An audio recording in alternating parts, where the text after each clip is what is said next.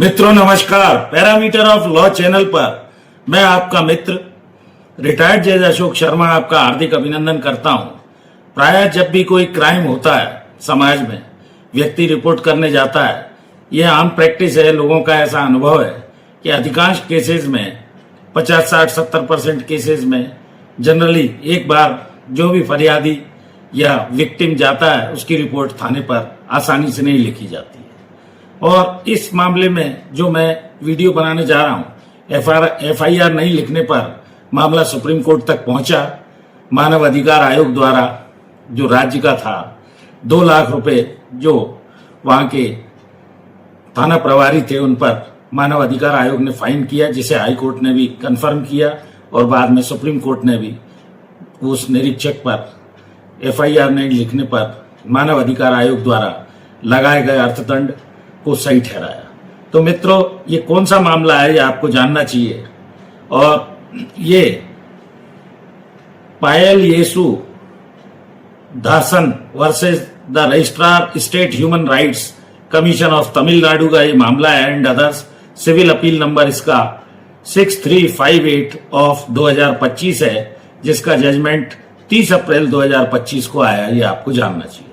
बहुत महत्वपूर्ण निर्णय है, क्योंकि जब प्राय थाने में जब भी कोई विक्टिम या जिसके साथ कोई अपराध घटित हुआ है जाता है तो उसे बिठाल कर रखा जाता है या कहा जाता है बाद में आइए, संबंधित थाने का क्षेत्राधिकार नहीं है, फलाने थाने में जाइए। तो ऐसी स्थिति में वो व्यक्ति क्या करे, ये सारी व्यवस्था इसमें दी गई है। तो ये पायल येसु दासन versus registrar state human rights commission of Tamil Nadu का महत्वपूर्ण मामला माननीय सर्वोच्च न्यायालय के समक्ष तक गया।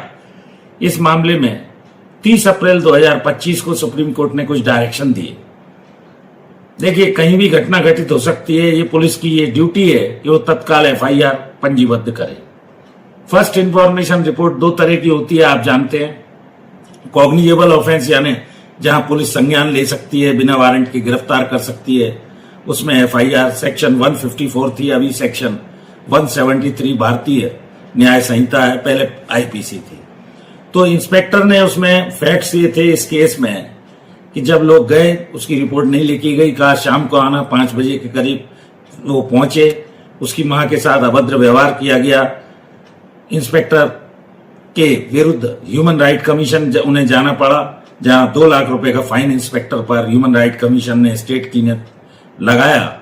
और इस तरह तमिलनाडु के ह्यूमन राइट कमीशन के विरुद्ध वो इंस्पेक्टर हाई कोर्ट गए, जहां इस फाइन को मेंटेन रखा गया।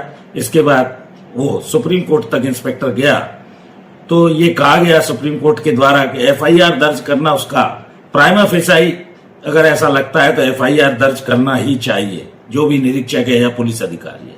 ह्यूमन राइट कमीशन वो तब जा सकता है जब उसके वरिष्ठ अधिकारी ने भी रिपोर्ट न लिखी हुई। इस मामले में भी ऐसा ही था। ह्यूमन राइट कमीशन ने 2 लाख रुपए का जो फाइन निरीक्षक पर किया उसे उचित माना गया। इसके बाद हाईकोर्ट गए, हाईकोर्ट ने भी इस मैटर में 2 लाख के फाइन को उचित ठहराया और ये कहा गया कि ह्यूमन राइट जो है वो ह्यूमन डिग्निटी के अंतर्गत आता है। अधिकारों के हनन पर ये 2 लाख रुपए का जो जुर्माना हाईकोर्ट और सुप्रीम कोर्ट द्वारा मेंटेन किया गया, ह्यूमन राइट कमीशन के द्वारा दिए गए, इसको उचित ठहराया गया। तो ये पुलिस के लिए कई जगह पुलिस अपने अधिकारों का दुरुपयोग करती है, बदतमीजी करती है जो भी रिपोर्ट लिखाने जाता है उसके साथ। तो ये महत्वपूर्ण फैसला है। उन सभी लोगों को ये महत्वपूर्ण फैसला जानना चाहिए जिनको कोई अपराध घटित होने पर रिपोर्ट करने की स्थिति थाने में आती है। तो मित्रों, मैंने वैसे एफआईआर के संबंध में कई फैसले डाले हुए हैं। ये लैंडमार्क डिसीजन जो मैंने अभी आपको पायल येसु दासन versus the registrar of state human right commission Tamil Nadu का बताया, इसको जानिए, अपने मित्रों दोस्तों को भेजिए, समाज के लोगों को बताइए।